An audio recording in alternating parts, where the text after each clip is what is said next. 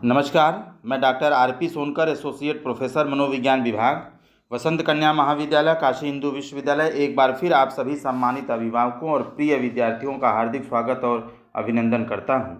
प्रिय विद्यार्थियों, आज मैं एक ऐसे प्रैक्टिकल के बारे में आपसे बात करूंगा जो बीएचयू और सभी एफिलिएटेड कॉलेजेस में साइकोलॉजी एमए फर्स्ट ईयर यानी एमए प्रीवियस फर्स्ट सेमेस्टर में कराया जाता है, या एमएससी पीजी फर्स्ट ईयर या फर्स्ट सेमेस्टर में कराया जाता है। यह प्रैक्टिकल वास्तव में हम लोग किसी भी व्यक्ति के स्लीप क्वालिटी को जानने के लिए करते हैं। तो इस प्रैक्टिकल में किसी भी व्यक्ति के स्लीप क्वालिटी को जानने के लिए जिस स्केल का यूज किया जाएगा उसे पीट्सबर्ग स्लीप क्वालिटी इंडेक्स कहा जाता है, और इसी स्केल का इस्तेमाल हम लोग करके यह देखेंगे कि क्या किसी भी व्यक्ति के अंदर स्लीप से रिलेटेड कोई समस्या तो नहीं है, नींद से संबंधित कोई समस्या तो नहीं है। यानी किसी भी व्यक्ति के जीवन में नींद से संबंधित समस्याओं का निर्धारण करने के लिए इस स्केल का यूज किया जाता है। यानी इस स्केल का यूज करके हम लोग अच्छी तरीके से किसी भी व्यक्ति में पाए जाने वाले नींद से संबंधित समस्या का निर्धारण कर सकते हैं। प्रिय विद्यार्थियों, मैं एक चीज़ आपको यहाँ ज़रूर बताना चाहूँगा कि चूँकि आप पीजी के स्टूडेंट हैं तो आपने यूजी में बहुत सारे प्रैक्टिकल किए होंगे, यानी प्रैक्टिकल से संबंधित बहुत सारे जो डाउट्स हैं वो आपका क्लियर हो चुका होगा, बहुत दिक्कत आपको नहीं होगा। के साथ साथ एक महत्वपूर्ण चीज़ ये कि चूँकि आप पीजी के स्टूडेंट हैं इसलिए आपको स्लीप क्वालिटी जानने के साथ साथ आप इसके अलावा इसके साथ उसी व्यक्ति के जनरल हेल्थ को जानने के लिए भी दूसरे एक और स्केल का उपयोग करेंगे। यानी आप स्लीप क्वालिटी इंडेक्स को जानने के लिए इस स्केल का यूज़ तो करेंगे ही करेंगे, साथ ही साथ आप जनरल हेल्थ क्वेश्चनेयर का भी उपयोग करते हुए व्यक्ति के सामान्य स्वास्थ्य की भी जांच करें, और sleep quality and general health दोनों को मिला करके यदि आप काम करें, दोनों को एसोसिएट करके काम करें, यानी आप यह जानने की कोशिश कर सकते हैं कि क्या स्लीप क्वालिटी खराब होने से या बहुत अच्छा होने से इसका प्रभाव उस व्यक्ति के सामान्य स्वास्थ्य पर पड़ता है या नहीं पड़ता है। क्या अच्छी नींद हमें शारीरिक और मानसिक रूप से स्वस्थ बनाने में ज़रूरी है या नहीं है। क्या हम प्रॉपर तरीके से सो करके या नींद ले करके होने वाले या उत्पन्न होने वाली कई तरह की मानसिक और शारीरिक समस्याओं का निराकरण कर सकते हैं। तो इसलिए इन दोनों चीज़ों को जोड़ करके यदि आप करें प्रैक्टिकल तो ज़्यादा अच्छा है। जैसे हम लोग बीएचयू में या अपने कॉलेज में वीकेएम में हम लोग दोनों स्लीप क्वालिटी इंडेक्स के साथ जनरल हेल्थ क्वेश्चनेयर का उपयोग ज़रूर करते हैं, ताकि इन दोनों के बीच में एसोसिएशन भी पता चल सके और प्रैक्टिकल थोड़ा अच्छा भी हो सके। क्योंकि आप पीजी के लेवल पर आपको इतना काम ज़रूर करना चाहिए। तो इसी हिसाब से हम लोग आज जो ये स्लीप क्वालिटी इंडेक्स की बात कर रहे हैं इसमें दोनों को लेकर के काम करेंगे। इसीलिए इस प्रैक्टिकल में चूँकि आप स्लीप क्वालिटी इंडेक्स के बारे में बात कर रहे हैं तो आप प्रैक्टिकल में स्लीप क्वालिटी आप लिख सकते हैं। ठीक है, आप जहाँ टाइटल डालते हैं वहाँ पर स्लीप क्वालिटी या स्लीप एंड जनरल हेल्थ भी डाल सकते हैं। और सबसे पहले आप एम लिखते हैं। जैसा कि मैं बार बार बताता हूँ कि जब आप प्रैक्टिकल शुरुआत करते हैं और टेस्ट रहता है तो आप एम से शुरुआत करते हैं, उद्देश्य से शुरुआत करते हैं। और यहाँ पर एम या उद्देश्य यही है कि to study the quality of sleep and general health using by Pittsburgh sleep quality index, जिसको शॉर्ट में PSQI कहा जाता है, and Goldberg's general health questionnaire यानी GGHQ। अगर आप हिंदी में लिखना चाहते हैं, क्योंकि कुछ बच्चे हर क्लास में हिंदी मीडियम के होते हैं, तो यदि आप हिंदी में लिखना चाहते हैं तो आप लिख सकते हैं कि पीट्सबर्ग द्वारा विकसित स्लीप क्वालिटी इंडेक्स और गोल्डबर्ग द्वारा विकसित जनरल हेल्थ क्वेश्चनेयर का उपयोग करते हुए व्यक्ति के इन दोनों क्वालिटी का समन्वित मापन करना। ठीक है, दोनों का एक साथ निर्धारण करना, मापन करना। तो इस तरीके से आप यहाँ पर एम लिख सकते हैं। फिर इसके बाद आप इंट्रोडक्शन की शुरुआत करेंगे। क्योंकि आप पीजी के स्टूडेंट हैं तो निश्चित रूप से आपको बहुत सारी चीज़ें पता होंगी, और मैं लगातार जब भी कोई प्रैक्टिकल आपको बताता हूँ तो उसमें इंट्रोडक्शन की ही बात करता हूँ। सबसे पहले आप इंट्रोडक्शन लिखते हैं, और इंट्रोडक्शन में चूँकि 2 वेरिएबल आपने लिया है, एक स्लीप क्वालिटी जानना आपका उद्देश्य है और दूसरा जनरल हेल्थ जानना आपका उद्देश्य है। और sleep quality and general health दोनों में किस तरीके से, दोनों एक दूसरे से किस तरीके से एसोसिएटेड है, इसके बारे में भी आपको पता करना है, जानना है। तो आप इंट्रोडक्शन में एक बार स्लीप रिलेटेड जो बेसिक्स चीज़ें हैं आप उसको निश्चित रूप से अपने प्रैक्टिकल फाइल में इंट्रोडक्शन वाले पोर्शन में लिखेंगे। यानी सबसे पहले अगर आप स्लीप के बारे में लिख रहे हैं तो निश्चित रूप से स्लीप क्या होता है, इसका कंसेप्ट क्या है, लोगों ने इसको किस तरीके से डिफ़ाइन किया है, ये सारा कंसेप्ट आप इंट्रोडक्शन वाले पोर्शन में शुरू में आप लिखेंगे। इसके साथ ही साथ आप टाइप्स ऑफ स्लीप के भी बारे में बात करेंगे कि स्लीप के कितने प्रकार होते हैं, इसमें डिफरेंट स्टेजेस कौन कौन से होते हैं, स्लीप मैकेनिज़्म एंड फंक्शंस किस तरीके से कंप्लीट होता है, इसके बारे में भी आप लिखेंगे। और साथ ही साथ ऐसे कौन कौन से टूल्स हैं या कौन कौन से टेक्निक्स हैं, कौन कौन से मेथड्स हैं जिनका हम स्लीप के मेज़रमेंट के लिए यूज करते हैं। यानी कौन कौन सी ऐसी टेक्निक्स हैं जिनके आधार पर किसी भी व्यक्ति के स्लीप की क्वालिटी के बारे में हम पता कर सकते हैं कि स्लीप अच्छी है या पुअर है, या स्लीप के आधार पर किसी भी तरह की समस्या तो नहीं है। इसके अंतर्गत कई सारी टेक्निक्स हैं, तो आपको इसके बारे में बताना है। और साथ ही साथ स्टेजेस ऑफ स्लीप के भी बारे में आप ज़रूर लिखेंगे, क्योंकि NREM जो स्टेज होते हैं उसके बारे में आप लिखेंगे। और REM जो होता है, नींद का जो एक टाइप है, REM एंड NREM जो स्लीप के जो 2 अलग अलग स्टेजेस होते हैं उनके बारे में भी आप विस्तार से लिखेंगे। और एक महत्वपूर्ण चीज़ ये कि स्लीप को प्रभावित करने वाले जितने भी फैक्टर्स हैं, जिनको फैक्टर्स अफेक्टिंग टू स्लीप कहा जाता है, आप उसके बारे में भी निश्चित रूप से यहाँ लिखेंगे।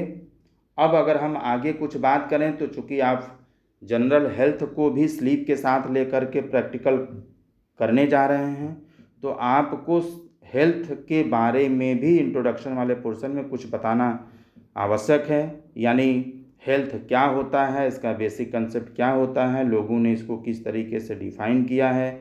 अगर हम टाइप्स ऑफ हेल्थ की बात करें तो ये कितने तरह का होता है, जैसे आप मेंटल हेल्थ, फिजिकल हेल्थ के बारे में आप बता सकते हैं, या स्लीप एंड हेल्थ चूँकि दोनों को लेकर के आप प्रैक्टिकल करने जा रहे हैं तो इन दोनों के बीच में क्या एसोसिएशन है, क्या कनेक्शन है, या एक दूसरे को कैसे प्रभावित करता है, और क्यों इन दोनों को जोड़ करके स्टडी करना है, जानना है, इसके बारे में भी निश्चित रूप से आप लिखेंगे। साथ ही साथ आप यहाँ पर जो हेल्थ है उससे रिलेटेड अन्य जो फैक्टर्स हैं उसको भी आप इंट्रोडक्शन वाले पोर्शन में लिख सकते हैं। प्रिय विद्यार्थियों, मैं आपको अगर कुछ और महत्वपूर्ण चीज़ बताऊं तो सबसे पहले एक चीज़ आपको जानना बहुत ज़रूरी है, क्योंकि जब भी आप प्रैक्टिकल करते हैं तो उस प्रैक्टिकल से संबंधित सभी जो जानकारी है आपको क्लियर कट मालूम होना चाहिए। क्योंकि वाइवा में आपसे इस स्केल के बारे में निश्चित रूप से पूछा जाता है। स्केल से संबंधित कुछ क्वेश्चंस होते हैं जो ज़रूर आपसे पूछा जाता है, एक सामान्य क्वेश्चंस होता है और हर एग्जामिनर यह आपसे उम्मीद करता है, हर एक्सपर्ट आपसे उम्मीद करता है कि इसकी जानकारी आपको ज़रूर होगी। तो अगर हम इन दोनों स्केल के बारे में कुछ महत्वपूर्ण इन्फॉर्मेशन आपको बताएं जो आपको निश्चित रूप से पता होना चाहिए, तो पहला, अगर हम स्लीप क्वालिटी इंडेक्स के बारे में कुछ महत्वपूर्ण चीज़ बताएं तो सबसे पहले चीज़ ये आप ज़रूर याद रखेंगे कि यह पिट्सबर्ग के द्वारा डेवलप किया हुआ बनाया हुआ स्केल है। इसमें कुल जो आइटम्स हैं उनकी संख्या 9 है, यानी टोटल नंबर ऑफ आइटम्स 9 हैं। यहाँ पर जो आइटम नंबर 5 है उसको 10 अलग अलग सब कैटेगरीज में बांटा गया है, यानी सब पार्ट में बांटा गया है। यानी सामान्य भाषा में कहें तो आइटम नंबर 5 को कुल 10 अलग अलग भागों में बांटा गया है, या इसके अंतर्गत 10 अलग अलग सवाल किए गए हैं जो 5वें के ही पार्ट हैं। और यहाँ पर जो स्कोरिंग है वह स्कोरिंग आपको करने के लिए हर आइटम्स के आगे एक फार्मूला दिया हुआ है, या स्लीप क्वालिटी इंडेक्स में सारे आइटम्स के समाप्त होने के बाद, यानी 9वें आइटम के बाद सभी कंपोनेंट के लिए एक फार्मूला दिया है और उसी फार्मूला के आधार पर आपको स्कोरिंग करना है, स्कोर देना है।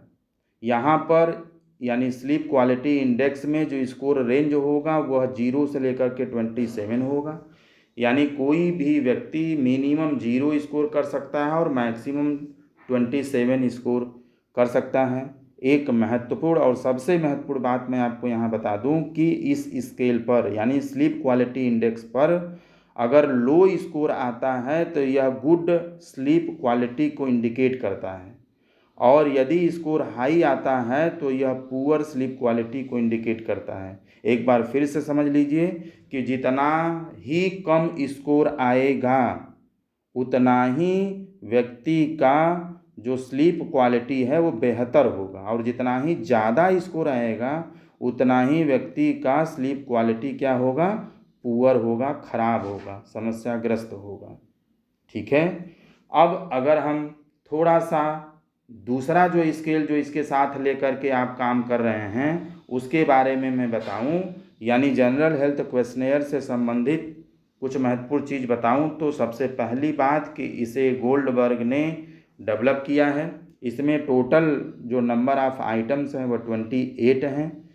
यह 4 पॉइंट रेटिंग स्केल है, यानी हर प्रश्न के हर आइटम के 4 संभावित उत्तर दिए गए हैं, जिनमें से व्यक्ति को जिसके ऊपर आप यह काम करेंगे, जिससे आप इसको भरवाएंगे, इन 4 संभावित उत्तरों में से किसी एक पर वह टिक करेगा। जो स्कोर रेंज है वह 0 से लेकर के 28 है, यानी मिनिमम 0 और मैक्सिमम 28 कोई भी व्यक्ति पा सकता है। एक सबसे महत्वपूर्ण चीज़ मैं आपको जो बताऊं कि इस जनरल हेल्थ क्वेश्चनेयर का जो स्कोरिंग है वह आपको, चूँकि 4 पॉइंट रेटिंग स्केल है तो हर प्रश्न के 4 संभावित उत्तर होंगे, तो इसकी स्कोरिंग आपको 0, 0, 1 एंड 1 करना है।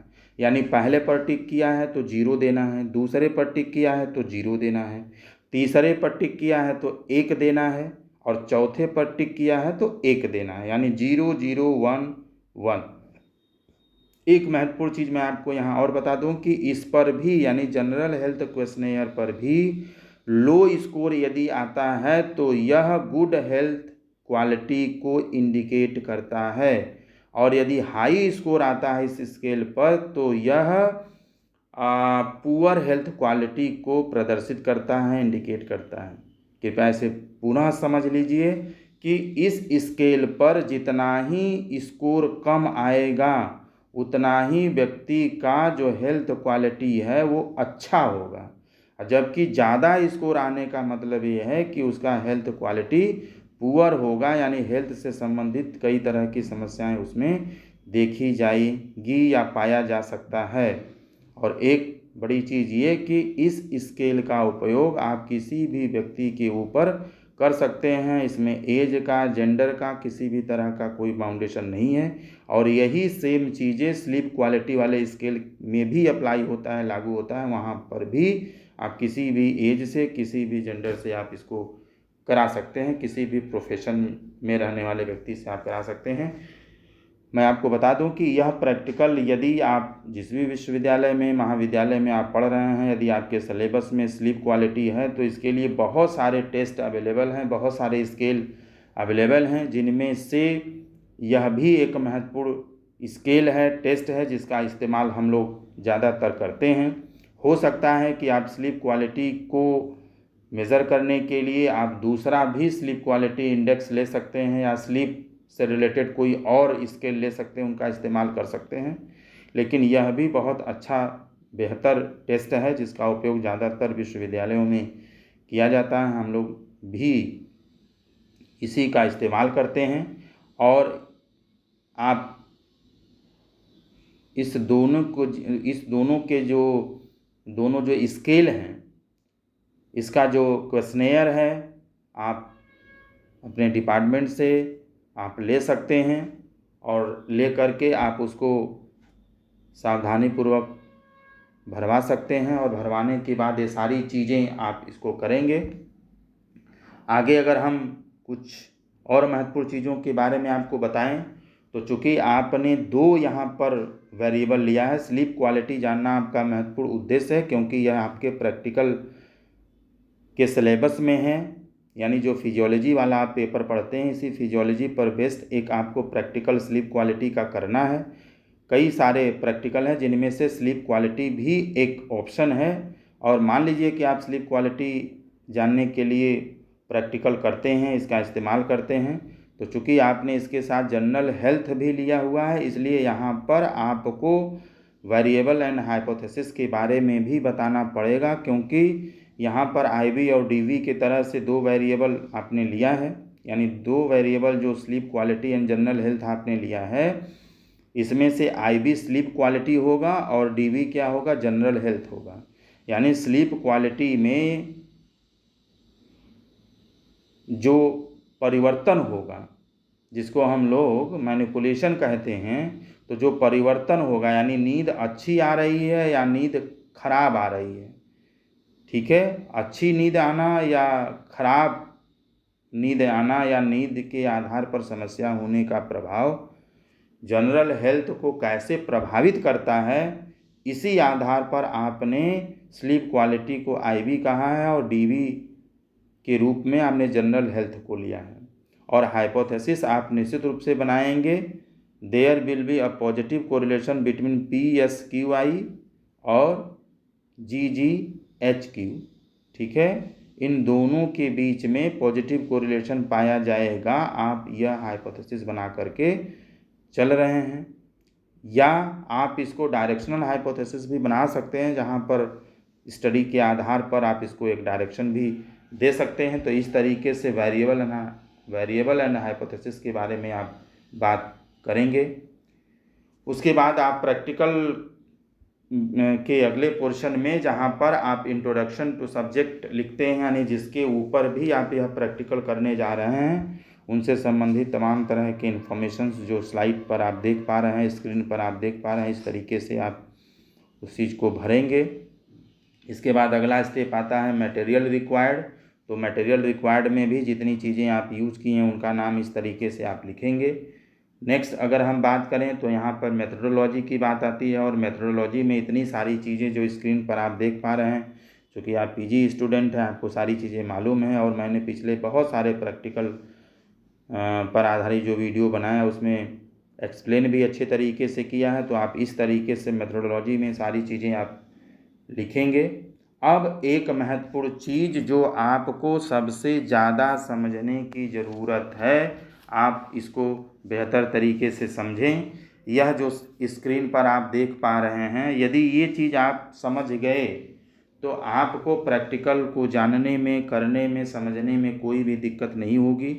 स्क्रीन पर जो मैं स्केल आपके साथ शेयर कर रहा हूँ या जो the Pittsburgh sleep quality index PSQI जो आपको दिख रहा है, यह हो सकता है कि आपको थोड़ा ब्लर दिख रहा हो, बहुत क्लियर कट न दिख रहा हो, लेकिन आप इसको समझने की कोशिश करिए और हो सके तो आप अपने डिपार्टमेंट से यह स्केल इशू करा करके ओरिजिनल जो उसकी शीट है वह लेकर के सामने बैठेंगे तो आपको किस तरीके से इसको भरना है, किस तरीके से आपको स्कोरिंग करना है, क्या फार्मूला है, उसको किस तरीके से कन्वर्ट करना है, ये सारी चीज़ें आपको तभी समझ में आएगी जब आप इसको पढ़ पाएंगे। आपको बहुत स्पष्ट नहीं दिख रहा होगा क्योंकि मुझे भी नहीं बहुत अच्छे से दिख रहा है, क्योंकि मैं कई बार इसको पढ़ा हूँ इसलिए मुझे याद है।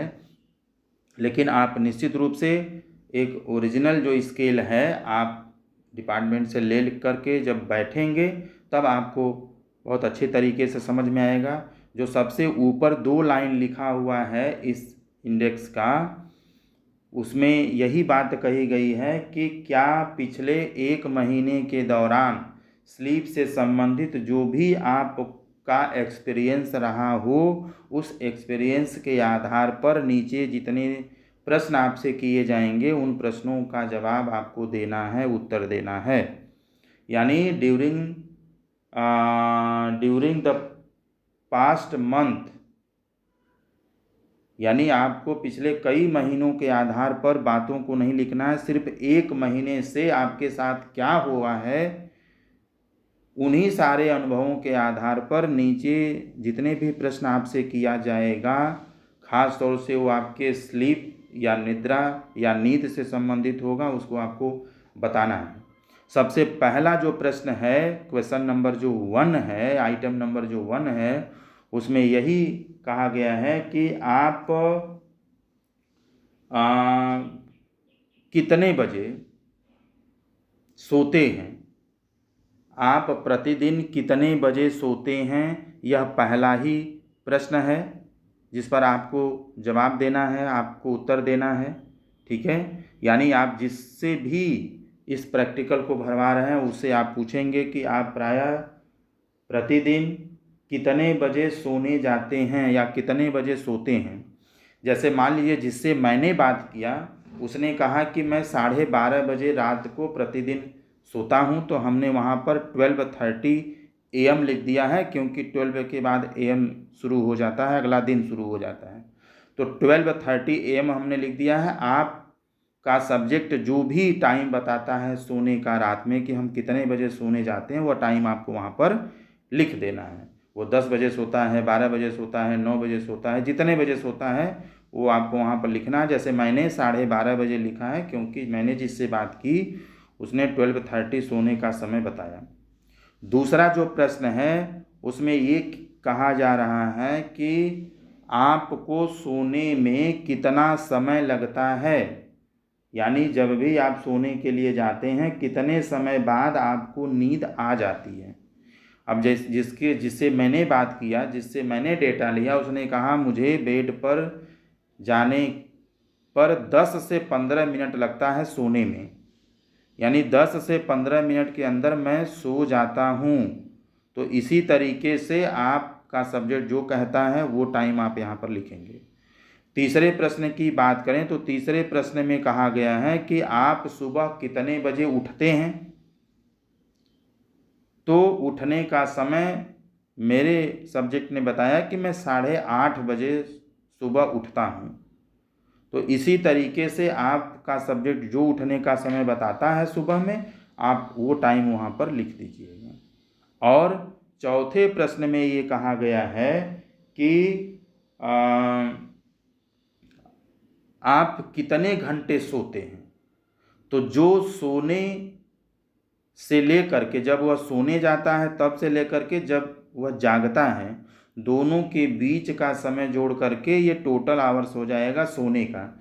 यानी आप कितने घंटे सोते हैं, तो अगर वो 12:30 बजे सोने गया है और 8:30 बजे वह सुबह में जगा है, तो इसका मतलब ये है कि 8 घंटे वह सोया है, 8 घंटे वह बेड पर था।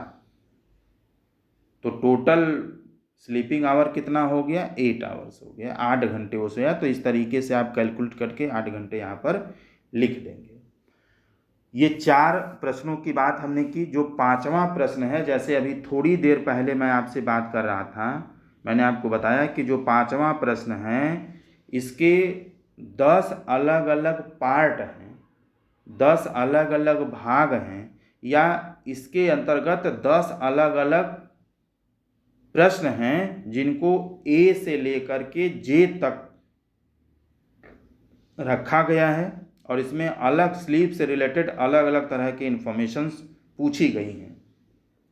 एक महत्वपूर्ण चीज़ मैं आपको ये बता दूं कि 5वां वाला जो प्रश्न है, इस 5वें वाले प्रश्न में पहले, जैसे मान लीजिए जो पहला प्रश्न है और इसमें आपको 5वें वाले प्रश्न में जो भी चीज़ पूछा जा रहा है, मैं बार बार कह रहा हूँ कि जो भी चीज़ आपसे पूछा जा रहा है वह आपके नींद से संबंधित है या नींद आने से संबंधित जो भी आपका अनुभव है, और मात्र 1 महीने के अंदर, यानी पिछले 1 महीने से जो भी नींद से संबंधित एक्सपीरियंसेस आपके हैं उन एक्सपीरियंसेस को पूछे गए सवालों के आधार पर उत्तर बताना है। और आप यहाँ पर देख रहे हैं कि 5वें वाले प्रश्न में सामने 4 कॉलम्स आपको दिखाई दे रहे हैं, यानी उन प्रश्नों का जवाब आपको 4 लेवल्स पर देने हैं। पहला जो लेवल है यह पूछा जा रहा है कि क्या इस तरह की समस्या आपने पिछले महीने में एक भी दिन अनुभव नहीं किया। दूसरे में, क्या आपने सप्ताह में एक बार ऐसा अनुभव किया। तीसरा है, क्या आपने सप्ताह में 2 बार ऐसा अनुभव किया। और चौथा जो लेवल है, जो ऑप्शन है कि आपने क्या सप्ताह में 3 बार या उससे भी अधिक अनुभव किया। ठीक है, यानी महीने में 1 बार भी अनुभव नहीं किया, सप्ताह में 1 बार किया, सप्ताह में 2 बार किया, या सप्ताह में 3 बार किया, या इससे ज़्यादा आपका अनुभव है। इन्हीं 4 लेवल्स के आधार पर आपको ए से लेकर के जे तक के प्रश्नों का जवाब देना है, उत्तर देना है। अब जैसे पहला ही प्रश्न किया जा रहा है कि क्या आपको सोने के दौरान 30 मिनट से ज़्यादा समय लगता है, यानी जब आप बेड पर सोने जाते हैं तो क्या ऐसा होता है 30 मिनट से भी ज़्यादा आपको समय लगता है। Can not get to sleep within 30 minutes, क्या 30 मिनट के अंदर आपको नींद नहीं आ पाता है, उससे भी ज़्यादा समय लगता है। तो जो भी वह बताता है कि ऐसा महीने में 1 बार भी नहीं होता है, या सप्ताह में 1 बार होता है, या सप्ताह में 2 बार ऐसा होता है, या सप्ताह में 3 बार या 3 से ज़्यादा दिन ऐसा होता है जहाँ पर मैं घंटों घंटों लग जाता है सोने में, तो जो भी, तो जैसे जिससे मैंने बात की उसने कहा कि नहीं, ऐसा मेरे साथ कभी भी 1 महीने के दौरान नहीं हुआ, इसलिए हमने पहले वाले में टिक किया। ठीक है। दूसरा प्रश्न ये है कि क्या आपको रात में, क्या आपकी नींद टूट जाती है या आप सुबह बहुत जल्दी उठ जाते हैं। क्या आपकी जो नींद है वह रात में कई बार टूट जाती है, या आप सुबह में बहुत जल्दी जग जाते हैं देर में सोने के बावजूद भी।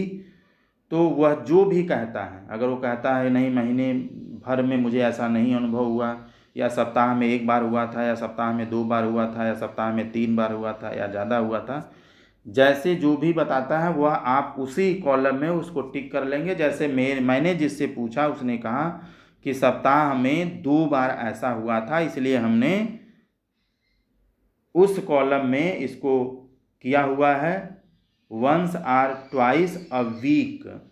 ठीक है, इस वाले 1 या 2 बार हुआ है सप्ताह में, तो उस वाले कॉलम में हमने इसको टिक किया हुआ है। और अगर वो कहता है कि 3 or more times वीक, अगर इस पर अगर वो टिक करता तो फिर हम उस वाले पर लगाते। तो इस तरीके से आप भी अपना जो भी रिस्पॉन्स होगा उसी तरीके से कर लेंगे। अगर सी वाले प्रश्न की बात करें, ए हो गया, बी हो गया, अब सी की बात करें तो सी वाले में पूछा गया है कि क्या आप सोने के दौरान भी बार बार बाथरूम करने जाते हैं। तो उसको भी इन्हीं में से किसी एक पर जवाब देना है। जैसे मेरे क्लाइंट ने, मेरे सब्जेक्ट ने कहा कि ऐसा कई बार हुआ है, ऐसा 3 या 3 से ज़्यादा बार हुआ है एक सप्ताह के अंदर, तो उसने सबसे लास्ट वाले पर टिक किया। इसी तरह से डी वाला जो प्रश्न है, क्या आप सोने के दौरान अनकंफर्ट फील करते हैं या सांस लेने में कोई परेशानी का अनुभव करते हैं, आप उस पर पूछ लीजिएगा। जैसे मेरे वाले ने पहले वाले पर टिक किया है कि मुझे 1 महीने के दौरान ऐसा कभी भी अनुभव नहीं हुआ। वहीं पर ई वाले प्रश्न की बात करें कि क्या आपको सोने के दौरान खांसी आती है या छींक आती है या नाक बजता है, इस तरह की समस्या है, तो मेरे सब्जेक्ट ने कहा नहीं, ऐसा कभी भी नहीं हुआ 1 महीने के दौरान, इसलिए उसने पहले वाले पर लगाया है। अब जी ई के बाद अगर एफ वाले की बात करें तो एफ वाले में लिखा है कि क्या आपको बहुत ज़्यादा ठंडी का अनुभव होता है सोने के दौरान, तो उसने दूसरे वाले पर टिक किया कि सप्ताह में less than once a week, एक बार के करीब ऐसा हुआ, सप्ताह में एक बार ऐसा होता है, तो उसने एक बार वाले पर टिक किया। इसी तरीके से जी वाले की बात करें तो फील टू हॉट, क्या आपने बहुत ज़्यादा गर्म का अनुभव किया, तो उसने भी यहाँ पर सप्ताह में एक बार ऐसा होने की बात किया है, इसलिए दूसरे वाले पर टिक किया है। अगर हम यच की बात करें, जिसमें ये पूछा गया है कि क्या आपको सोने के समय बहुत डरावने सपने आते हैं, तो उसने मना किया और पहले वाले पर टिक किया कि नहीं, पूरे महीने में 1 महीने के दौरान मुझे कभी भी बुरे स्वप्न नहीं आए, मैंने बुरा स्वप्न नहीं देखा सोने के दौरान। जबकि आई वाले प्रश्न की बात करें तो इसमें ये कहा गया है कि क्या आप सोने के दौरान किसी भी तरह का दर्द महसूस करते हैं, तो इसने सप्ताह में एक बार दर्द महसूस करने की बात की, इसलिए इसने दूसरे वाले पर टिक किया है। बात यदि हम जे की करें तो जे में साफ साफ लिखा गया है कि क्या इन सभी कारणों के अलावा भी कोई ऐसे कारण हैं जिनको आप इंक्लूड करना चाहेंगे, जिनको आप महत्वपूर्ण मानते हैं, जिनके कारण आप ट्रबल फील कर रहे हैं या जिनकी वजह से आपको सोने में दिक्कत हो रही है, क्या ऐसा कुछ है?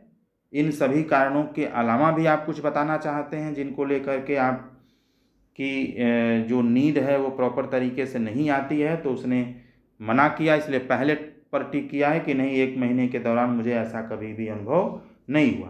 तो इस तरीके से क्वेश्चन नंबर 5 के ए से लेकर के जे तक के जितने भी प्रश्न हैं उनको आपको टिक करा लेना, जिससे भी आपका जो सब्जेक्ट है वो सहमत होता है 4 ऑप्शंस में से। अब उसके बाद आता है प्रश्न नंबर 6। थोड़ा मैं इसको और आपको जूम करके दिखाने की कोशिश कर रहा हूँ। और प्रश्न नंबर जो 6 है, इसमें ये कहा गया है कि क्या आपको नींद न आने के लिए, यानी नींद आने के लिए क्या आप किसी भी तरह का मेडिसिन का यूज करते हैं, यानी नींद आने के लिए आप किसी भी तरह के मेडिसिन या दवाओं का उपयोग करते हैं। आपने कोई दवा खाई है 1 महीने के दौरान, या सप्ताह में 1 बार या सप्ताह में 2 बार या सप्ताह में 2-3 बार या उससे भी अधिक, तो मेरे सब्जेक्ट ने कहा नहीं, नींद आने के लिए मैंने किसी भी दवा का इस्तेमाल पिछले 1 महीने से नहीं किया है। यही जो आपके सब्जेक्ट के ऊपर लागू होगा उस चीज़ को आप वैसे भरवा लेंगे। और बात यदि हम 7वें क्वेश्चन की करें, 7वें आइटम की करें, तो 7वें वाले में साफ साफ लिखा हुआ है, जिसमें ये पूछा जा रहा है कि क्या आपको नींद के कारण कभी भी ड्राइविंग करने में या खाना खाने में या और भी तरह का सोशल एक्टिविटी करने में नींद का अनुभव हुआ है, या क्या आप 1 महीने के दौरान कभी ड्राइविंग करते हुए आपको नींद आ गया हो, या खाना खाते वक्त आपको नींद आ रहा हो, या और भी सोशल एक्टिविटीज़ करते समय नींद बीच में आ रहा हो, ऐसा आप अनुभव करते हैं, तो आप इन चारों में से बताएं। तो मेरे सब्जेक्ट ने मना किया कि नहीं, पिछले 1 महीने में ऐसा नहीं, इसलिए उसने पहले वाले पर टिक किया। बात यदि हम 8वें आइटम की करें तो 8वें आइटम में साफ साफ पूछा गया है कि क्या आपको किसी भी कार्य को एनर्जेटिक तरीके से करने में किसी भी तरह की समस्या आप महसूस करते हैं तो मेरे सब्जेक्ट ने पहले वाले पर टिक किया, जिसका मतलब ये है कि 1 महीने के दौरान हमने इस तरह का कुछ भी अनुभव नहीं किया। और क्वेश्चन नंबर जो 9 है इसमें आपको यह बताना है कि जो आपकी स्लीप क्वालिटी है during the past month, how would you rate your sleep quality overall. सबको मिला करके आप अपने स्लीप क्वालिटी को क्या रेटिंग करना चाहेंगे, क्या रेट करना चाहेंगे, क्या रैंकिंग उसकी करना चाहेंगे। तो मेरे सब्जेक्ट ने इसको दूसरे वाले पर टिक किया है, यानी फेयरली गुड वाले पर टिक किया है। अगर वो पहले पे करता वेरी गुड पे तो उसको 0 अंक स्कोर मिलता। फेयरली गुड पर किया है तो इस पर 1 स्कोर मिलेगा। फेयरली बैड पर करता तो 2 स्कोर मिलता, और वेरी बैड पर करता तो उसको 3 स्कोर मिलता। तो इसने अपने ही स्लीप क्वालिटी को रेटिंग जो है करते हुए दूसरे पर टिक किया है, जिस पर 1 स्कोर 1 अंक मिलेगा।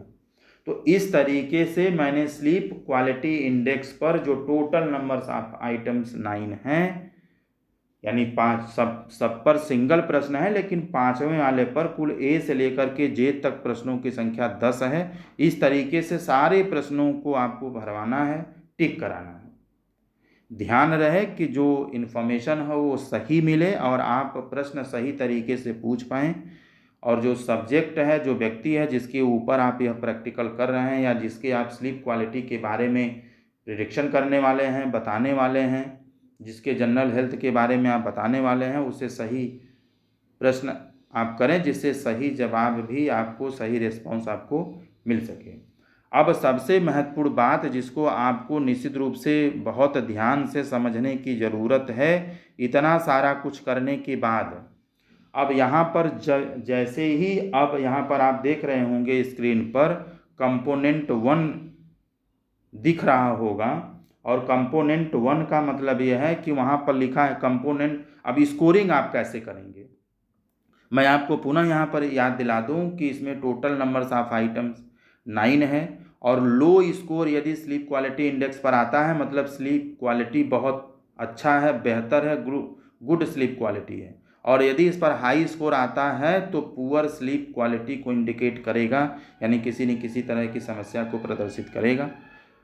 तो कंपोनेंट 1 की बात करें अगर स्कोरिंग के लिए, तो कंपोनेंट 1 में आपको स्कोर क्या देना है, 9 स्कोर। इसका मतलब क्या हुआ, देखिए लिखा है कंपोनेंट 1 क्या लिखा है, हैज़ 9 स्कोर। हैज़ 9 स्कोर का मतलब ये हो गया कि जो 9 स्कोर मतलब आइटम नंबर 9 पर जो स्कोर उसने पाया है वह वाला स्कोर आपको कंपोनेंट 1 में देना है। अब जस्ट यहाँ पर देखिए 9 वाला क्या प्रश्न था, 9 वाले में पूछा गया था कि आप अपने स्लीप क्वालिटी को क्या रेटिंग करेंगे, किस तरीके से रैंकिंग करेंगे। तो मेरे वाले एग्जाम्पल में उसने दूसरे को यानी फेयरली गुड को किया था, जिस पर 1 स्कोर पाया था, इसीलिए कंपोनेंट 1 पर हैज़ 9 स्कोर का मतलब आइटम नंबर 9 में उसने 1 स्कोर पाया, इसलिए उसी के आगे हमने 0 1 लिखा हुआ है। ठीक, अब आइए कंपोनेंट 2 के बारे में बात करें। कंपोनेंट 2 का अगर स्कोरिंग करना है तो इसमें साफ साफ लिखा है हैज़ 2 स्कोर, यानी आइटम नंबर 2 का जो स्कोर है वो आपको लिखना है। अब आप बताइए आइटम नंबर 2 क्या था। अब आइटम नंबर 2 की बात करना होगा तो आपको यहाँ जाना पड़ेगा, और आइटम नंबर 2 में यही लिखा है कि आपको सोने में कितना समय लगता है। जैसे आप अगर 12:30 बजे सोने जाते हैं तो कितना समय लगता है आपको नींद आने में, तो आइटम नंबर 2 क्या था, कितना समय लगता है। तो जैसे मेरे वाले एग्जाम्पल में 10 से 15 मिनट का समय लगता है नींद आने में, सोने में। तो यहाँ पर फार्मूला जो दिया हुआ है आप यहाँ पर देखिए कंपोनेंट 2 में जो फार्मूला दिया हुआ है, यह फार्मूला यह है कि अगर 15 मिनट या 15 मिनट से कम समय लगता है सोने में तो हमें जीरो स्कोर देना है। और यदि 16 मिनट से लेकर के 30 मिनट 16 to 30 मिनट लगता है सोने में तो 1 स्कोर देना है। 31 to 60 मिनट लगता है सोने में तो 2 स्कोर देना है। और 60 मिनट या इससे भी ज़्यादा समय लगता है सोने में तो फिर हमें 3 स्कोर देना है। तो इसमें क्या हो गया, इसमें मैं यदि अपने एग्जाम्पल को लूँ तो 10 से 15 मिनट लगता है सोने में, और पहला वाला ही ऑप्शन है कि यदि 15 मिनट या 15 मिनट से कम लगता है तो जीरो देंगे, तो मेरा वाला एग्जाम्पल तो इसमें आ जाएगा। तो इस हिसाब से यहाँ पर हो गया जीरो, ठीक। और लास्ट में देखिए फार्मूला में क्या है, plus has 5A score. 5A score क्या था, 5A का मतलब अभी तक तो हो गया जीरो क्योंकि 15 मिनट से कम समय लगा है। और 5A वाला जरा आप देख लीजिए, 5A क्या था, 5A था कि क्या आपको 30 मिनट या उससे भी ज़्यादा समय लगता है सोने में, नींद आने में, बेड पर जाने के बाद नींद आने में 30 मिनट या उससे भी ज़्यादा समय लग जाता है। तो मेरे वाले क्लाइंट ने, सब्जेक्ट ने पहले वाले पर टिक किया है कि नहीं, ऐसा महीने में 1 महीने के दौरान हमने अनुभव नहीं किया। तो अब इस हिसाब से ये क्या हो जाएगा, जीरो हो जाएगा। तो पहले वाले में भी जीरो हो गया, 15 मिनट से कम समय लगता है। और दूसरे वाले जो उसके बाद जो पांचवा का ये है उसमें भी उसने जीरो पाया। तो जीरो प्लस जीरो मिला के जीरो हो गया। तो अभी आपका स्कोर हुआ है जीरो। लेकिन अब देखिए नीचे इस जीरो का एक्सप्लेनेशन क्या है, क्या लिखना है, क्या स्कोर देना है आपको। यदि इन दोनों का जो एडिशन यानी दोनों स्कोर मिलाकर के यदि जीरो आता है तो जीरो देना है। दोनों मिला के यदि 1 से 2 के बीच में आता है तो 1 देना है। यदि दोनों का स्कोर मिला के 3 से 4 आता है तो 2 स्कोर देना है। यदि दोनों का मिला के 5 से 6 स्कोर आता है तो आपको 3 स्कोर देना है। तो मेरा दोनों को मिला के जीरो आया था, इसलिए हमने कंपोनेंट 2 में जीरो दिया हुआ है, आप स्क्रीन पर देख पा रहे होंगे। वहीं पर अब बात हम करते हैं कंपोनेंट 3 की। अब कंपोनेंट 3 में क्या है, हैज़ 4 स्कोर। कंपोनेंट 3 में कैसे स्कोर करना है, हैज़ 4 स्कोर। हैज़ 4 स्कोर का मतलब क्या कि चौथा नंबर वाला जो फोर्थ आइटम है उस पर जो स्कोर पाया हुआ है वो स्कोर हमें देना है। तो चौथा स्कोर क्या है, आइए आपको पीछे दिखाते हैं। चौथा स्कोर का मतलब ये है कि आप कितने घंटे सोते हैं। आप, चौथा प्रश्न यही था कि आप कितने घंटे सोते हैं। और बात मैं अपने एग्जाम्पल की करूं जिस पर डेटा मैंने लिया है, अपने सब्जेक्ट के डेटा के आधार पर बात करूं तो वो 8 घंटे कुल सोता है। तो 8 घंटे सोने का मतलब है, फिर यहाँ पर देखिए कंपोनेंट 3 में यदि 8 घंटे, मेरा डेटा 8 घंटे है और इसमें दिया है कि आप 7 घंटे या उससे भी ज़्यादा सोते हैं, 7 या उससे भी ज़्यादा घंटा आप सोते हैं तो आपको जीरो देना है। 6 से 7 घंटा खाली सोता है तो 1 अंक देना है। 5 से 6 घंटा सोता है तो 2 अंक देना है, 2 स्कोर देना है। और 5 घंटा या उससे भी कम नींद आती है तो 3 स्कोर देना, 3 स्कोर देना है। तो इसमें मैंने जीरो इसलिए दिया है, कंपोनेंट 3 में आप देख पा रहे हैं सामने मैंने जीरो दिया है इसलिए कि वह 7 घंटा या 7 से ज़्यादा, क्योंकि टोटल वो 8 घंटा सो रहा है। तो पहला जीरो हम तभी देंगे जब वह 7 घंटे या 7 से ज़्यादा घंटे सोता हो। तो चूंकि वो 8 घंटा सोता है इसलिए यहाँ पर हमने जीरो दिया है। आपके सब्जेक्ट का जो डेटा होगा वो जिसके बीच में होगा उसी के हिसाब से आप स्कोर देंगे।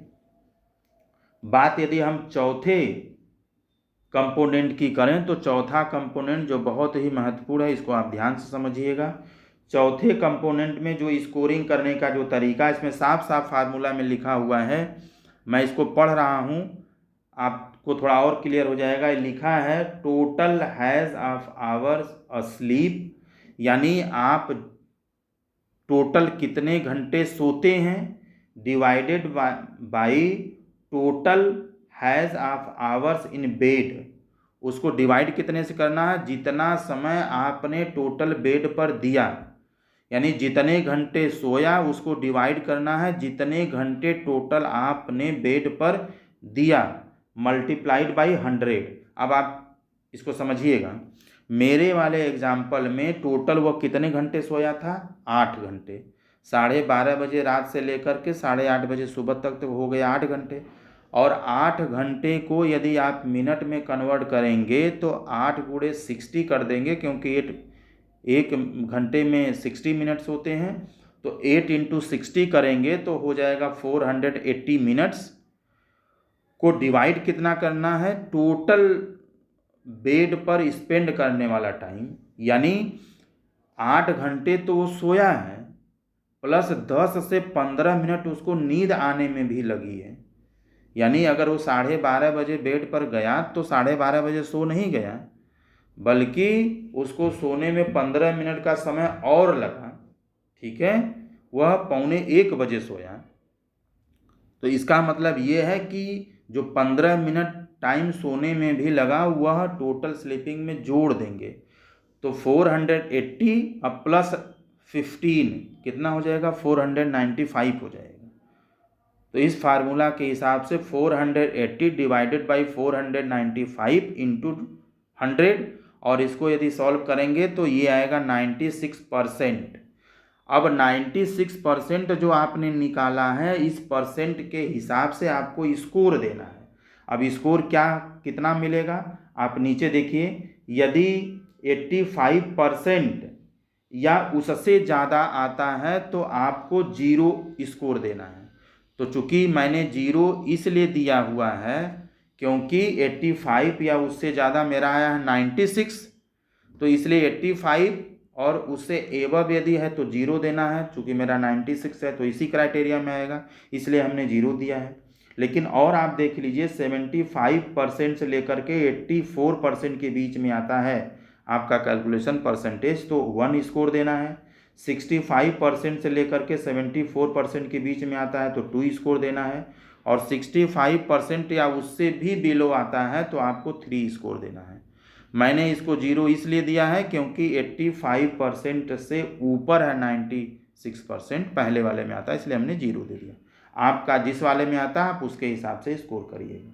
अब आइए जल्दी से हम लोग कंपोनेंट 5 की बात करते हैं, और कंपोनेंट 5 में क्या दिया हुआ है, सम ऑफ स्कोर ऑफ, देखिए sum of score of has 5B to has 5J, यानी 5B से लेकर के 5J तक के सारे स्कोर का सम निकालना है, टोटल करना है। अब आपको ध्यान आ रहा होगा कि 5B से ही J तक क्यों, क्योंकि 5A को हमने पहले ही कंपोनेंट 1 निकालने के समय हमने ले लिया है। ठीक है, 5A को हमने दूसरे वाले में ले लिया है, इसलिए यहाँ पर B से लेकर के J तक की बात करनी है। अब आप यहाँ पर देख रहे हैं कि 5B वाले में, यानी एक बार मैं पुनः आपको याद दिला दूँ। अब देखिए ये क्या था, 5A से लेकर के 5J तक के आइटम्स थे, टोटल 10। A को छोड़ दीजिए, B से लेकर के J तक अगर पहले में टिक किया है तो 0, दूसरे में किया है तो 1, तीसरे में किया है तो 2, और चौथे में किया है तो 3। ठीक है, स्कोर देना है। तो यही सारा स्कोर को यहाँ पर क्या करना है, आपको सम कर देना है। जैसे मेरा जो है बी में वह 2 पाया है, सी में वह 3 पाया है, बाकी सारे में डी ई एफ जो भी है उस हिसाब से 2 3 0 0 1 1 0 1। ठीक है, और इस तरीके से मिला करके अगर देखेंगे तो टोटल स्कोर जो हो गया वह हो गया 8, यानी ए से लेकर के जे तक के सारे स्कोर का जो टोटल है, जो सम है, वह हो गया 8। अब 8 होने के बाद अब आपको यहाँ पर स्कोर के आधार पर अगर टोटल स्कोर जो आपका आता है 5B टू हैज़ 5J, यदि यह टोटल स्कोर जोड़ करके 0 आता है तो आपको 0 स्कोर देना है। यदि 1 से लेकर के 9 के बीच में आता है तो आपको 1 देना है। यदि 10 से लेकर के 18 के बीच में टोटल स्कोर आता है तो आपको 2 देना है। 19 से लेकर 27 के बीच में आता है तो 3 देना है। तो मैंने 1 क्यों दिया है? क्योंकि मेरा स्कोर आया है 8 और 8 जो स्कोर है वह 1 से 9 के बीच में है, यानी 1 से 9 के बीच में 8 आएगा, इसीलिए 1 से 9 के बीच वाले को हमें 1 देना है, तो इसलिए हमने 1 दिया हुआ है। इस तरीके से आपका जो आएगा आप वो वहाँ पर लिखिएगा। अब आइए बात करते हैं कंपोनेंट 6 की, और कंपोनेंट 6 में कुछ नहीं करना है, हैज 6 स्कोर। कंपोनेंट 6 में हैज 6 स्कोर, यानी जो छठवें वाले आइटम पर जो स्कोर है वो लिख देना है। आपको मैं याद दिला दूं, जो छठवां वाला आइटम है ये आप देख रहे हैं, और छठवां वाले में उसने पहले पर टिक किया हुआ है कि महीने में एक बार भी मैंने ऐसा अनुभव नहीं किया, जिसमें उससे पूछा गया था कि क्या आप महीने में 1 महीने के दौरान नींद न आने के लिए किसी भी तरह का मेडिसिन का इस्तेमाल किया था। उसने कहा था नहीं, तो इसलिए उसको मिला है 0। तो इसलिए छठवां वाले में जो कंपोनेंट 6 है यहाँ पर हमने दिया हुआ है 0। आपका जो भी होगा आप वहाँ पर लिखिएगा। अब आइए कंपोनेंट 7 की बात करते हैं। कंपोनेंट 7 में हैज 7 स्कोर, क्या लिखा है? Has 7 score plus has 8 score, यानी 7 स्कोर प्लस हैज 8 स्कोर, यानी आइटम नंबर 7 का स्कोर प्लस आइटम नंबर 8 का स्कोर दोनों को ऐड करना है। तो 7 वाले में उसने कितना पाया था? 7 की अगर बात करें तो 7 में भी उसने पहले पर टिक किया था, जिसमें उससे पूछा गया था कि क्या आपको ड्राइविंग करने में या खाना खाने के दौरान या और भी कोई काम करने के समय भी नींद आता? उसने कहा था नहीं। देखिए 7वें वाले में उसने मना किया है, पहले वाले में टिक किया है, इसलिए 0 हो गया। और 8वें वाले में उससे प्रश्न किया गया था कि क्या आपको कोई एनर्जेटिक तरीके से काम करने में आपको प्रॉब्लम होती है नींद के कारण? उसने यहाँ भी मना किया था, यानी 7वें और 8वें दोनों में ही उसने पहले वाले पर टिक किया है, यानी 7 में भी वह 0 पाया और 8 में भी 0 पाया, और 0 प्लस 0 मिला के हो गया 0। इसीलिए कंपोनेंट 7 में आप देख रहे हैं 0 प्लस 0 किया, क्योंकि 7वें में भी 0 पाया है, 8वें में भी 0 पाया, और दोनों का एडिशन भी सम भी क्या होगा? 0 होगा, इसलिए वहाँ पर 0 लिखा हुआ है। अब कंपोनेंट हमने 7 तक बात कर दी। जस्ट उसके नीचे आप देखिएगा ये लाइन लिखा हुआ है जहाँ पर लिखा है add the 7 component scores together, सबको जोड़ दीजिए, एंड ग्लोबल PSQI स्कोर। तो टोटल आप देखिए, टोटल पहले से लेकर के कंपोनेंट 1 से लेकर के कंपोनेंट 7 तक के सभी स्कोर को क्या करना है? जोड़ना है। अब देखिए कंपोनेंट 1 पर आया है 1, इसलिए हमने यहाँ पर लिखा 1। कंपोनेंट 2 पर आया है 0, कंपोनेंट 3 पर आया है 0, कंपोनेंट 4 पर आया है 0, कंपोनेंट 5 पर आया है 1, और 6 पर 0 है, 7 पर 0 है। यानी सिर्फ 2 ऐसे कंपोनेंट हैं जहाँ पर 1 और 1 आया है। एक कंपोनेंट पर 1 आया है और एक कंपोनेंट 5 पर 1 आया है, बाकी सब पर 0 0 आया है। तो यहाँ पर 1 + 1 = 2 हो गया। यानी इस पूरे जो स्केल है, यानी पिट्सबर्ग स्लीप क्वालिटी इंडेक्स पर जो मैंने डेटा लिया है, जिस कैंडिडेट के ऊपर, जिस सब्जेक्ट के ऊपर मैंने यह डेटा लिया हुआ है, किया हुआ है, उसको सिर्फ स्लीप क्वालिटी इंडेक्स पर 2 स्कोर मिला है, यानी 27 में से मात्र 2 स्कोर मिला है। यह इस बात को प्रदर्शित करता है कि मेरे सब्जेक्ट में स्लीप जो क्वालिटी है वह बहुत अच्छी है, बेहतर है, उसको स्लीप से संबंधित किसी भी तरह की कोई समस्या नहीं है। ये रिजल्ट निकल के आया। इसी तरीके से आप दूसरा वाला, चूँकि हम लोग 2 स्केल लेके चल रहे हैं, आशा करता हूँ कि आपको यह सारी बातें बिल्कुल समझ में आ गई होंगी। अगर किसी तरह का समस्या होता है तो आप कमेंट बॉक्स में लिख सकते हैं, मैं इसको पुनः बताने की कोशिश करूँगा। अब दूसरा जो स्केल है इसको मैं जल्दी से बता दूँ। दूसरा स्केल जिसे हम स्लीप क्वालिटी इंडेक्स के साथ जोड़ करके देख रहे हैं, और दूसरे वाले स्केल को हम जनरल हेल्थ क्वेश्चनेयर कहते हैं, जो गोल्डबर्ग के द्वारा डेवलप किया हुआ है।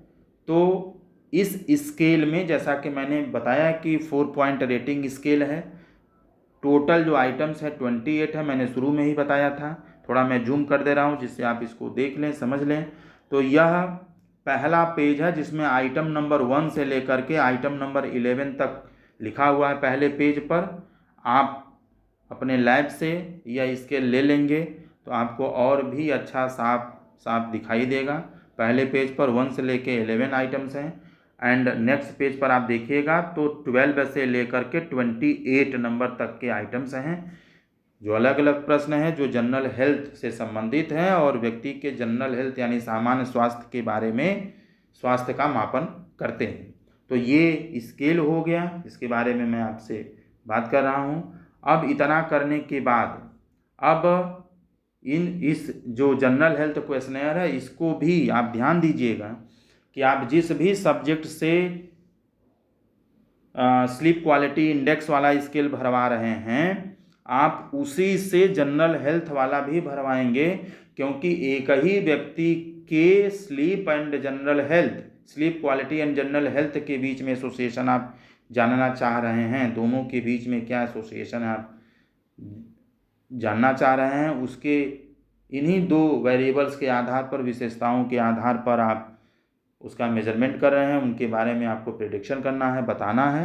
तो एक ही व्यक्ति से आपको ये दोनों स्केल भरवाना है और एक ही साथ भरवाना है, कोई छूटना नहीं चाहिए। सारा चीज़ आपको अच्छे तरीके से समझाना है, भरवाना है। और भरवाने के बाद जो स्कोरिंग का तरीका है 0, 0, 1 एंड 1, पहले पर टिक किया है तो 0, दूसरे पर टिक किया है तो 0, तीसरे पर टिक किया है तो 1 और चौथे पर टिक किया है तो 1, यानी 0, 0, 1, 1 आपको के हिसाब से स्कोरिंग करना है।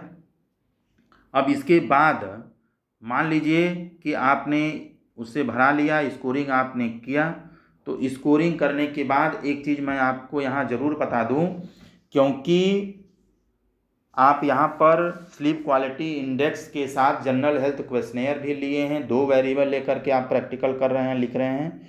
तो यहाँ पर आप इन दोनों के बीच में आप एसोसिएशन को रिलेशन देख रहे हैं। तो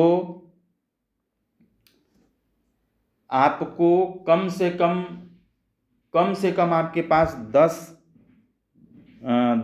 का 2 ग्रुप होना चाहिए। और यहाँ पर कोई ज़रूरी नहीं है कि आप मेल या फीमेल या किसी पर करें, बस आपको दोनों के बीच में एसोसिएशन देखना है। तो आप 2 ग्रुप बना लीजिए 10 और 10 का, ठीक है। और यहाँ पर आप 10 लोगों से या 20 लोगों से जिनके ऊपर भी आप यह करना चाह रहे हैं, आप 10 लोग या 20 लोग ग्रुप बना लीजिए और सारे लोग एक एक लोगों पर कर लीजिए, और वह 20 का डेटा मिल जाए या 10 का मिल जाए या 15 का मिल जाए, उन 15 लोगों का या 20 लोगों का या 10 लोगों का जितना डेटा आप लोग मिल लिख करके करते हैं। मान लीजिए आप 20 लोग हैं क्लास में, तो 20 लोगों ने एक एक व्यक्ति पर अगर यह डेटा करा लिया, ठीक है, तो 20 का डेटा आपके पास आ जाएगा। और उसी 20 के डेटा, हर व्यक्ति का 2 डेटा मिलेगा आपको। एक स्लीप क्वालिटी इंडेक्स वाला डेटा मिल जाएगा, पहले व्यक्ति का स्लीप पर कितना टोटल स्कोर है और उसी व्यक्ति का जनरल हेल्थ पर कितना स्कोर है, दूसरे व्यक्ति का स्लीप पर कितना स्कोर है और उसी व्यक्ति का जनरल हेल्थ पर कितना स्कोर है। ऐसे ही करते हुए 20 व्यक्ति का या 10 लोगों पर आप कर रहे हैं तो 10 का स्लीप क्वालिटी पर 10 जो डेटा मिल जाएगा, और उसी तरीके से जनरल हेल्थ पर भी 10 व्यक्ति का 10 डेटा मिल जाएगा।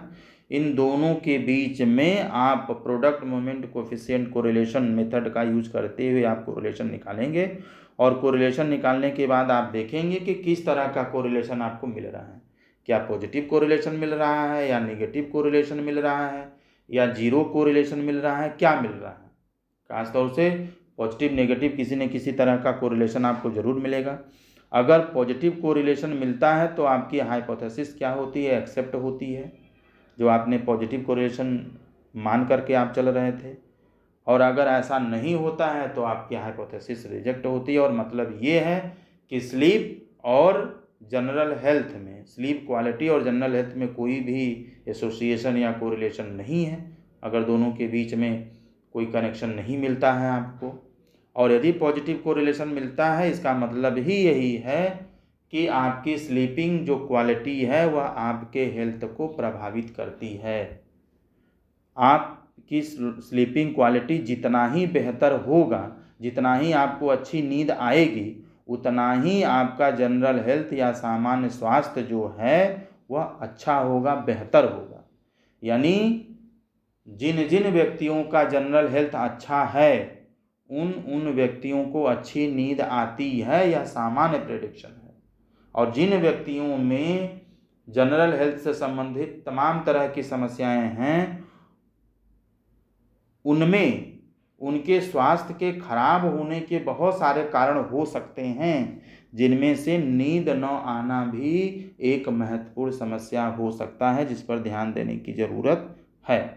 आप निश्चित रूप से इस तरीके से अपने रिजल्ट को आप एक्सप्लेन करेंगे, और पॉजिटिव और नेगेटिव एसोसिएशन या कोरिलेशन आने का मतलब भी यही है। और इसके बाद आप इन्हीं डेटा के आधार पर डिस्कशन एंड इंटरप्रिटेशन की बात करते हैं, और डिस्कशन में आप निश्चित रूप से लिखेंगे। डिस्कशन में आपको जो भी चीज़ें, जैसे पॉजिटिव कोरिलेशन मिला, नेगेटिव कोरिलेशन मिला, तो पॉजिटिव कोरिलेशन के आधार पर उसका एक्सप्लेनेशन आप करेंगे। नेगेटिव कोरिलेशन मिला तो नेगेटिव कोरिलेशन के आधार पर आप उसका डिस्कशन करेंगे, इंटरप्रिटेशन करेंगे। और इससे संबंधित कोई स्टडीज़ वगैरह आपको मिलती है तो सपोर्टिंग स्टडी भी आप यहाँ पर लिखेंगे, ऑथर का नाम के साथ, ईयर के साथ आप निश्चित रूप से लिखेंगे। और इसके जो महत्वपूर्ण जो फैक्टर्स हैं, जो कारण हैं, ठीक है, इन कारणों को आप ज़रूर लिखेंगे। इसका जस्टिफिकेशन या एक्सप्लेनेशन या इंटरप्रिटेशन होना बहुत ही ज़रूरी है, दोनों कंडीशंस में। पॉजिटिव कोरिलेशन आता है तो भी और नेगेटिव कोरिलेशन आता है तो भी, ठीक है। तो इतनी सारी चीज़ें आपको लिखना है। और साथ ही साथ अगर मान लीजिए आपको किसी एक व्यक्ति पर करना है, तो एक व्यक्ति में अगर आप करते हैं और जिस भी तरह का रिजल्ट आता है, तो एक व्यक्ति में टोटल स्कोर के आधार पर, उसके इंटरप्रिटेशन के आधार पर, या जो नॉर्म बनाया गया उसके आधार पर आप निश्चित रूप से उस व्यक्ति के स्लीप क्वालिटी और जनरल हेल्थ से संबंधित आप एक्सप्लेनेशन करेंगे। उसके इन दोनों चीज़ों को लेकर के आप निश्चित रूप से कुछ चीज़ों के बारे में प्रेडिक्शन करेंगे, जिससे वह व्यक्ति इन चीज़ों पर ध्यान दे, इसके प्रति सजग रहे, और जीवन में किसी भी तरह की जो आने वाली समस्या है उसका निर्धारण किया जा सके, उसका निराकरण, उसका समाधान किया जा सके। तो आप इसी तरह की चीज़ों को ध्यान में रखते हुए जो प्रैक्टिकल का एक अंतिम जो चीज़ है, जिसको हम इम्प्रेशन एंड सजेशन बोलते हैं, यानी इन प्रैक्टिकल, इन दोनों वेरिएबल्स के आधार पर संबंधित व्यक्ति में आपने क्या देखा, आपने क्या पाया, क्या समस्या पाया, नींद के आधार पर, जनरल हेल्थ के आधार पर, उन चीज़ों को इम्प्रेशन में आपको बताना है, लिखना है। और साथ ही साथ इन समस्याओं को ध्यान में रखते हुए स्पेशल सजेशंस आपका उस व्यक्ति के लिए, अपने सब्जेक्ट के लिए, क्लाइंट के लिए आपका क्या है, निश्चित रूप को आपको भी बताना है। अगर उसमें नींद से संबंधित कोई समस्या है तो आप बेहतर सजेशन क्या देंगे, या आपने जनरल हेल्थ से रिलेटेड कोई चीज़ें उसमें पाई, समस्या पाई, देखी, तो आप इसके लिए बेहतर सजेशन क्या देंगे। और ओवरऑल इन सभी परिणामों के आधार पर एक अच्छी स्लीप क्वालिटी, एक अच्छी जनरल हेल्थ अवेयरनेस के लिए आप क्या सजेशन देना चाहेंगे, जिन सजेशन के आधार पर वो अपने जीवन को, अपनी स्लीप क्वालिटी को, अपने हेल्थ को बेहतर बना सकता है, के बारे में भी आपको यहाँ पर सजेशंस को पॉइंट आउट करना है, लिखना है। और अंत में इसके बाद आप रेफरेंसेस की बात करते हैं, तो निश्चित रूप से आपको लास्ट में रेफरेंस देना है, जिन जिन रिसोर्सेज का आपने उपयोग किया है। आप सभी ने अपना कीमती वक्त दिया, इसलिए आप सभी को बहुत बहुत आभार।